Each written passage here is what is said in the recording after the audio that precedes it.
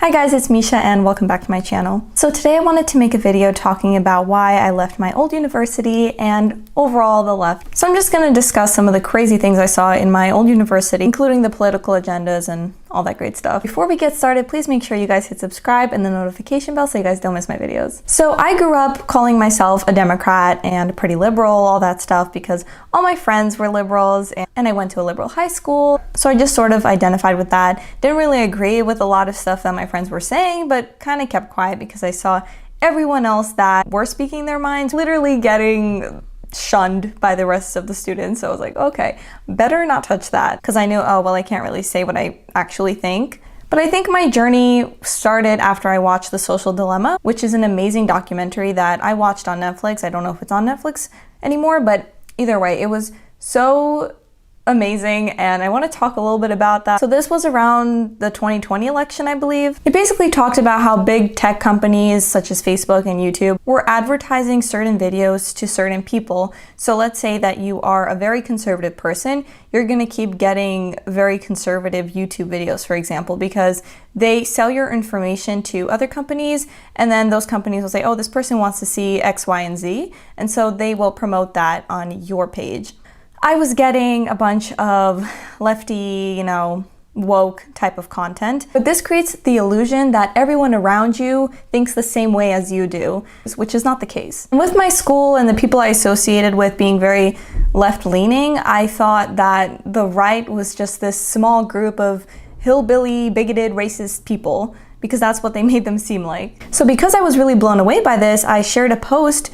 It was basically a short clip of the documentary where the guy was talking about how it's really upsetting that friendships are being torn apart just because of political views. And that really hit home for me because I wasn't agreeing with a lot of what my friends were saying. This was during BLM and the Biden and Trump election. So a lot of the things that my friends were saying, I wasn't in agreement with, and I felt very pressured to either keep silent or agree. So I posted this because in general, I thought it was really sad that a lot of friendships were being broken just because of a disagreement in political views, which I always thought was silly, because why can't we live in harmony and still be friends even if we have different political views? It's really good to be friends with someone that has a different perspective and a different view on life in general, because if you're with the same people who have the same exact view as you, it doesn't really promote thinking or questioning anything. I thought that was really sad that we don't have these sort of debates and discussions anymore. Everyone has to agree with you, and if they don't, you can't be friends. I always thought that was really silly. So I'm gonna show you guys the video really quick. The false sense that everyone agrees with you because everyone in your newsfeed sounds just like you. And that once you're in that state, it turns out you're easily manipulated. We all simply are operating on a different set of facts. When that happens at scale, you're no longer able to reckon with or even consume information that contradicts with that worldview that you've created. That means we aren't actually being objective, constructive individuals. What are Republicans like? People that don't have a clue. The Democrat Party is a crime syndicate, not a real political party. A huge new Pew Research Center study of 10,000 American adults finds us more divided than ever, with personal and political polarization at a 20-year high. More than a third of Republicans saying the Democratic Party is a threat to the nation. More than a quarter of Democrats saying the same thing about the Republicans. So after I posted this, I wasn't really expecting anything. I just posted it because I thought it was very true and resonated with me. But I was surprised. I got 3 or 4 of my friends text messaging me saying, why would you post that? Are you a Trump supporter now? Like, what's going on? Basically, they were ready to attack me. They were proving my point that I can't really post or say anything without people getting defensive or offended. And it really made me miss the days when we could all say, oh, let's agree to disagree. Because I used to say that a lot when I would have debates with other people. And we were like, yeah, you think this way, I think this way. It doesn't look like we're gonna find common ground, so let's just agree to disagree. But now that does not exist. If you disagree, you have to be canceled and shunned. There's no freedom of speech anymore. So after high school, I went to my old university, which was known to be pretty liberal in the sense that that's what they call themselves, even though they don't hold any of the actual traditional liberal values like freedom of speech, freedom of religion. And let me tell you, The first day, guys, I went into the campus. I had to use the bathroom, right? So I go into the restroom, and what do I see? I see a man, a 20-year-old man just in the bathroom. Let's say that this person was transgender, right? There wasn't any effort into like presenting female, none, okay? No like wig, no makeup, like zero. It was just a guy in a t-shirt, jeans. And I was looking around, I'm like, there are other women in this bathroom, and there's this guy in here. No one is saying anything. No one is giving it a second thought. I'm like, well, I'm uncomfortable, so do 180 and I leave. Because everyone feels like if they tell this person, you can't be in here, you're a dude, they're gonna get canceled. And then my classes start, and there were trigger warnings on every piece of literature. If you had this in your past, if you experienced that, you can leave the class, you don't have to do this, you don't have to do that. Literally raising toddlers, like you have to be coddled and protected from everything in the world. That's not how the world works. It was so annoying. Everything that we read and everything that we watched, the teachers had to put a trigger warning.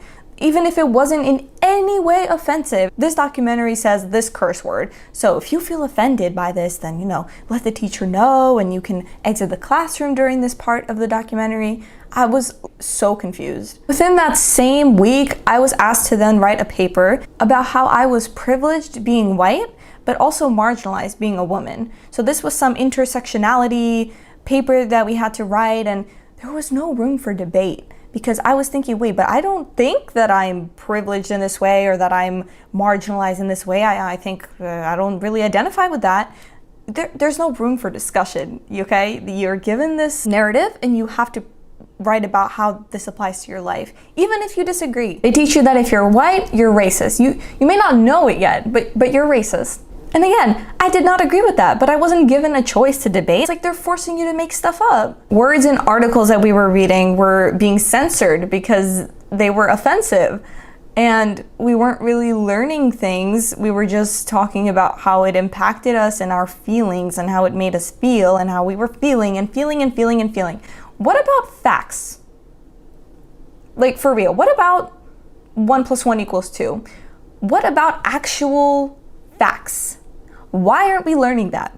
Why do I have to sit through a 60-minute class talking about how this article made me feel inside, or how I'm discriminated against as a woman, or how I'm privileged for being white? I mean, I came here to learn. This isn't even a political class. I was literally going to classes, like I had a math class, okay, my calculus class once, and we started talking about how the government should do more to help protect those less fortunate. I'm just sitting in this math class thinking, oh my God, I literally came here to do calculus. What is this? I had a psychology class where we were watching a video about how race isn't real, but then also how race is really important, and it wasn't making any sense. And then we were talking about critical race theory. The true left quickly exposed themselves to me as people who judge others based on these categorizations they made for them. So if you're white, you're bad, or if you're a woman, you're good. Instead of actually looking at someone's personality, their character, none of that matters anymore. It's just these attributes, this, how much money do you have? Are you a male or a female, or neither? Extra brownie points. Are you black? Are you white? No one cared what kind of person you were, what you knew. It was all about how you identify. That's racist. Like, that's actually racist to go to look at someone and say, you're white, so this is how you behave. I heard countless students present on why they identify as communists and socialists. And at that point, I was ready to dip. I went home and I thought, I was starting to reflect, what did I learn today? All I really learned was that white people are evil racists. And that was the whole debate and that was the whole discussion in one of my philosophy classes, I think. And I was not learning. I was literally just being indoctrinated and just brainwashed into this nonsense. It was just getting so annoying because every class was political without exception. Politics should not be in the classroom. A classroom should be a place where you're learning essential knowledge like math, science, history. Why do I have to be taught politics in math? Why do I have to go into a science class and talk about how racist America is in 2022? I felt completely silenced, completely trapped in the school.